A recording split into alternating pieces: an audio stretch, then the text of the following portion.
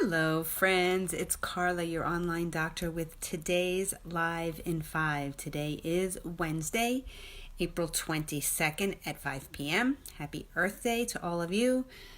I don't know how happy the Earth is with us these days, but here we are anyway. So we started talking yesterday about COVID-19 testing. And everybody wants testing, but if rushed, the testing is going to seem beneficial, but will in fact give us wrong information. The US FDA authorized more than 30 COVID-19 tests in the past 4 weeks. That's lightning speed compared to the normal course of business when it comes to getting things like this approved through our FDA. But that speed has... I understand their need to do it faster because we do need the testing, but it has led to many subpar tests reaching patients. Okay, Spain and Britain ordered millions of tests largely from China, which I don't know why we're going to ever do business with China again, but that's just me. Only to learn that these tests were actually very unreliable and not helpful at all. The tests had to be sent back. There was tons of false negatives and false positives, and that's really not what we need right now in the face of this pandemic, to be giving out false information to people.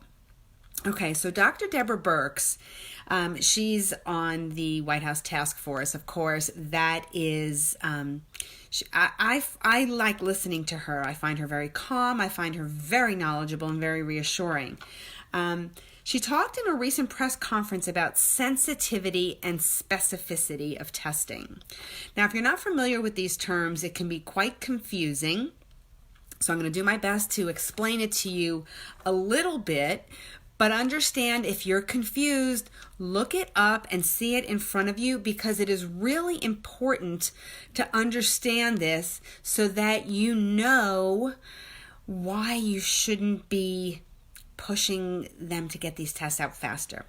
Now, sensitivity is a measure of how good a test is in demonstrating whether the patient has the condition that you're looking for. Okay, so you're looking for that true positive. Okay, it's the percent of people with the disease that test positive. Okay, it's more effective, however, the larger the group that's tested. So, for example, if you had a test that's 95% sensitive, sounds pretty good, right? Well, theoretically, if you test 100 people that have the condition, okay, so this is just knowing that they have it. You're not testing random people. I'm saying 100 people that you know have the disease. 95 will test positive using that test, which is 95% sensitive. But 5 people that have the disease or the condition will actually test negative. Okay, so that's not good. You want a test that's as close to 100% sensitive as possible. There is no such thing, but there are tests that are over 99% sensitive, and that's what they're trying to achieve. Now, when you're looking at a number of 100, you say, well, that's not too bad. 5 people that you know have the disease test negative. Again, that's when you know they have the disease. We're looking at a mass population of people we don't know if they have COVID-19. So we're counting on this positive to be positive and the negative to be negative. Okay? Now, if you expand that and you test 100,000 people with that same test of 95% sensitive, you're going to miss 5,000 people that actually have the condition but get a false negative. Okay? That's not good. That means you have 5,000 people wandering around that are thinking they're good and they're negative when they're actually potentially spreading the virus.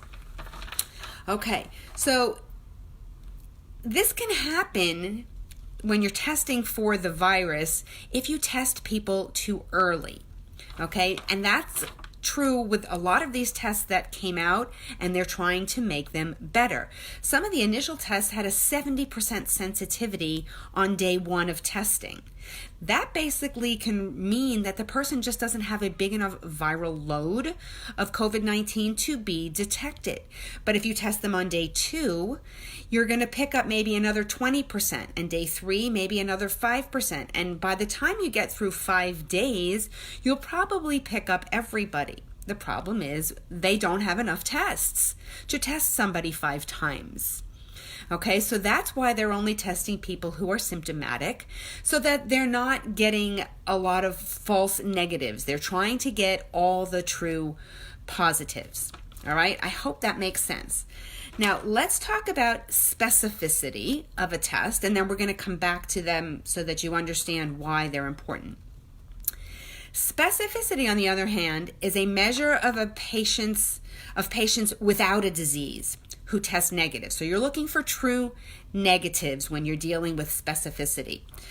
In the case of COVID-19, if you get a negative test and in fact don't have it, that's great. But if you get a false negative and you actually do have it, again, that puts people at risk. So where specificity actually helps is when the test is highly specific, meaning over 99%, so that when you have that, remember, you're trying to test all these people who are negative. So if 99+% people you test are negative, it's going to be the rare person who you test. When they test positive, they have the disease, because the test is so specific to rule out people who don't have it. The rare positive is going to be a true positive. Okay, listen to this video again. It can be very complicated. I hated this when I learned this in medical school. It made me nuts. But one of the things there's like a kind of mnemonic. They talk about sensitivity rules out disease. So SN for sensitivity out. So snout. Sensitivity out.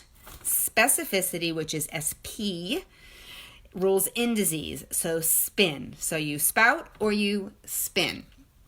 Again, if you overtest in areas where there isn't a virus, in counties and places where there isn't a virus, you are going to get false positives and false negatives. And if you test people that don't need to be tested, you're going to get the same thing. So testing in areas with a high prevalence of disease allows us to see the true value of a test and then retest those based on clinical picture if they end up with a false negative or what you believe is a false negative.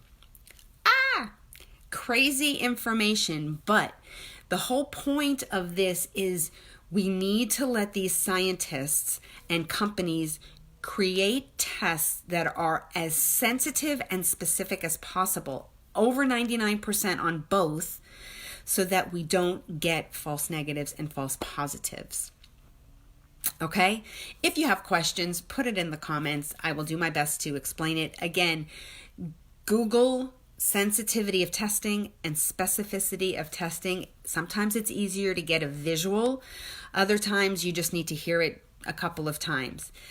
Or just let it go, and when it's time to get tested, make sure that you know the value of the test and how you're feeling.